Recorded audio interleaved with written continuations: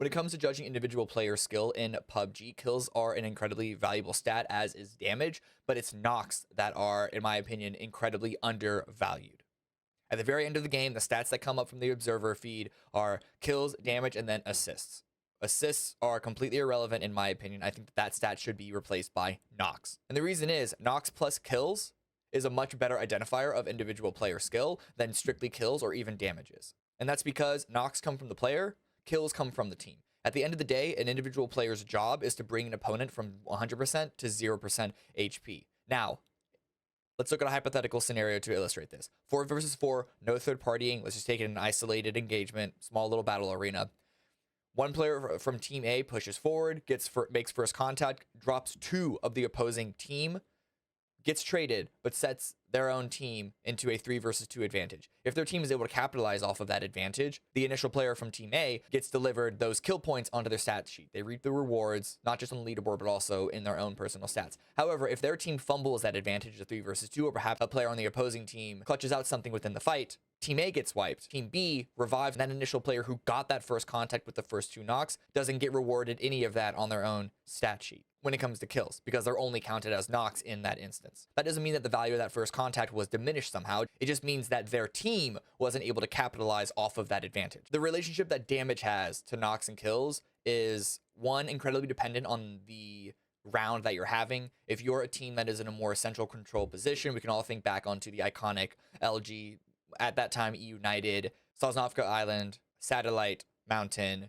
just peppering shots anywhere and everywhere. You expect to have incredibly high damage from that round. However, if you're playing a more edge sweep round where you're jumping from team fight to team fight to team fight, and you're successfully clearing the teams in front of you, you're not going to have nearly as much damage over the kills that you get in that type of round. So damage is incredibly contextual if you are using it to judge player skill.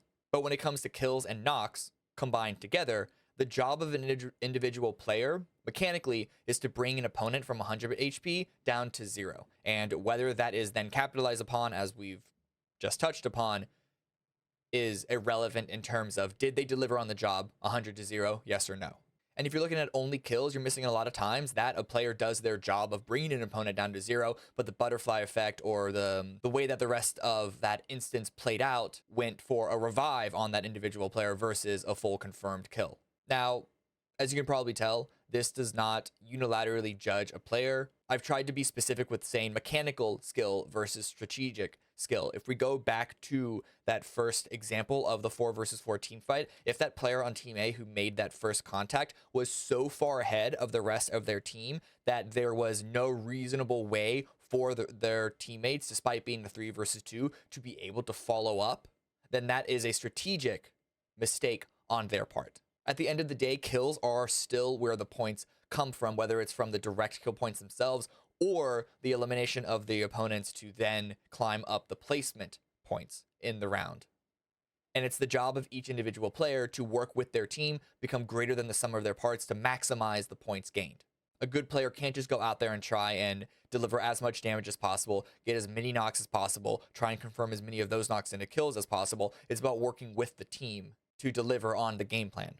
And so strategically, kills are a really, really good way to show how successful a team is. But when it comes down to individual performance, separating an individual player from the rest of their team, you want to look at the combination of kills and knocks.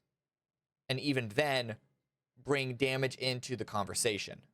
But hopefully with putting this argument out there, whether it's on social media or even on the broadcast themselves, you can start to look at the knocks statistic and try to integrate that more into the conversation versus strictly looking at what were the knocks that were confirmed through the Rube Goldberg machine of the round into full kills.